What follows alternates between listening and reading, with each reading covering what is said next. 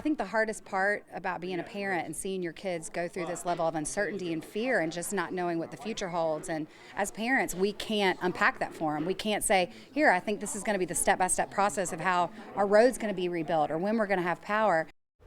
Well, this mom from Meat Camp is in the middle of all the uncertainty and disaster. What has helped her with explaining it all to her kids is for them to look for the good and to be part of the good and be part of the helpers who are helping their neighbors as well. Well, Dr. Linda Nicolati with Atrium Wake Forest Baptist Health is looking at how hard it is, these situations, and how we, the adults, and how the kids deal with it, and how we can help our kids as well go through that. You just heard that mom say you can't always tell them the plan step by step, or even say it's going to be fine, because it's going to be fine isn't always what's really the truth. Yeah, you do want to be honest with your kids, and you don't want to just say a pat expression to try to smooth it over. Kids are aware of how you're feeling, how you're reacting, and what's going on around them. So you do want to be honest and straightforward. You do want to take into account a child's emotional and social and age in terms of what you're going to share with them and how much information you share with them. So for younger kids, you're going to probably keep your explanations more simple and to the point. For older kids, teenagers, you're going to have more in-depth conversations with them about it. But you do want to be honest and temper that with correct information and instill some hope in terms of how they can be helpful and all the help that is coming to these areas. Kind of like a refocusing, because sometimes, like you said, the facts of the case are maybe not so great, but then there's other facts like of the people that are helping, and maybe to focus in on that can give the kid a little bit more. Sure, that's an excellent point and an excellent way to help kids cope is to focus on what are the positives that are happening in this situation. So people are coming together to help from all over the country. People from the area are coming in, organizations are coming in. So pointing out who's helping, how they're helping, and how your child might be able to get involved in helping as well.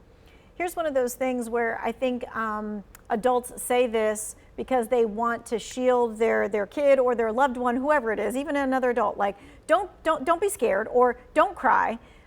Sometimes though we have to cry and just kind of like get it out. How do we like navigate that? Because we don't want the kid to be or our loved one to be in like a puddle, but at the same time we also want them to have that release.